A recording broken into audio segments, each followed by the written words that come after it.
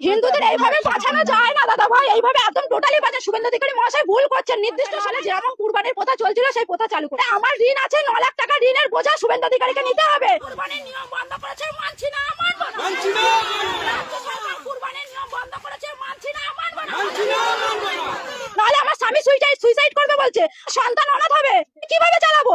আমি তো মেয়ে মানুষ, আমার কি বাইরে যাওয়ার ক্ষমতা আছে? আমি কি ইনকাম করবো? রেখা পাত্র দিদি ভাই যে কথা বলছে যে গরু যে 14 বছর বয়সীকে কুরবানি দিতে হবে, প্রথা তো এতদিন ছিল না।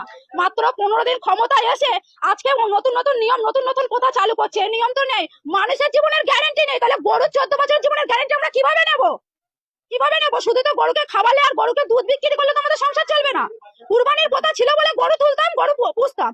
এখন যদি এই নিয়ম চালু হয় তাহলে মোদি আমাদের খাটালে গরু তুলে দিক, তারপরে আমরা সেই গরুকে মুদি খাওয়ানোর পয়সা দেবে, আমাদের দেখাশোনা করার পয়সা দেবে, তাহলে গোমাতাকে সেই 14 বছর বয়স পর্যন্ত আমরা রেখে দিতে পারবো। তার আগে গোমাতা এতদিন এই প্রথা চালু ছিল না, আমরা এই প্রথা রাখতে পারবো না। আমাদের কুরবানির প্রথা চালু করুক, নাহলে আমাদের স্বামীরা সন্তানরা সব অনাথ হয়ে যাবে, সুইসাইড করবে বলছে। এর দায় শুভেন্দু অধিকারী, রেখা পাত্র এদেরকে নিতে হবে, নিতে হবে। সরকার বলছে যে গোমাতাকে বাঁচাচ্ছে। গোমাতাকে কিভাবে বাঁচাচ্ছে? এতদিন বাঁচায়নি কেন? এতদিন তো এই প্রথা চালু ছিল। আমাদের লাইফে আমরা এখন এরকম দেখি না, আমাদের স্বামীদের লাইফে আসেনি, আমার শ্বশুরের লাইফে ছিল না। তাহলে এখন এই প্রথা কিভাবে চালু করেছে সরকার? আমাদের নির্দিষ্ট সময় দেওয়া হোক, মানবো। সরকার এসছে, আইন মেনে নেবো, কিন্তু নির্দিষ্ট সময় না দিলে আমরা মানতে পারবো না। হাতে মাত্র 10 দিন সময় আছে, আমরা কিভাবে মানবো? এই লোন নিয়ে গরুগুলো কি কত টাকা লোন নিয়েছে? আমি প্রায়, আমার লোন আছে, বন্ধন থেকে নিয়েছি 2 লাখ টাকা, স্বর্ণ জয়ন্তী গ্রুপ থেকে নিয়েছি 3 লাখ টাকা।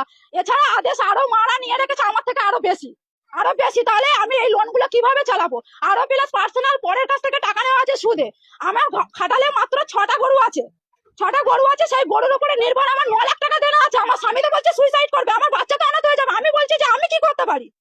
আমার মায়েরা, আমার লোনের অফিসার ফোন করে বলছে যে টাকা আমাকে দিতেই হবে, লোনের ডেট চলে আসছে বলে। বলছে ডেট যদি পিছিয়ে যায় তাহলে কিন্তু তোমাদের সিভিল খারাপ হবে, লোন নিতে পারবে না কোথাও।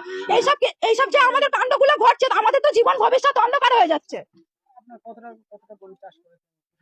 আমার 6টা গরু আছে, 2টো ছোট ছোট বাছুর আছে, 8টা গরু এখন আছে। কি চাইছেন আপনারা? আমরা এই কুরবানির প্রথা চালু হোক, কেনা বেচা যেমন চলছিল সেইগুলো নিয়মগুলো বাদ দিয়ে কেনা বেচাটা চালু করে দিক। আমাদের গরুগুলো বেচাকেনা না হলে আমরা সুইসাইড করা ছাড়া আমাদের সরকার বাধ্যতা। বলছে যে হিন্দুদের বাঁচাচ্ছি।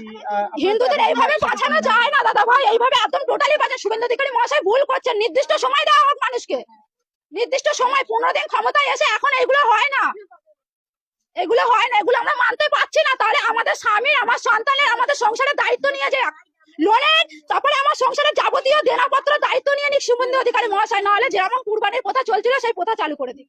নাহলে আমার ঋণ আছে 9 লাখ টাকা, ঋণের বোঝা শুভেন্দু অধিকারীকে নিতে হবে। নাহলে আমার স্বামী সুইসাইড করবে বলছে, আমার সন্তান অনাথ হবে, আমি কিভাবে চালাবো? আমি তো মেয়ে মানুষ, আমার কি বাইরে যাওয়ার ক্ষমতা আছে? আমি কি ইনকাম করবো? দিদি আপনার নাম এবং বাড়ি? মৌসুমী ঘোষ, আমার বাড়ি বামুনিয়া।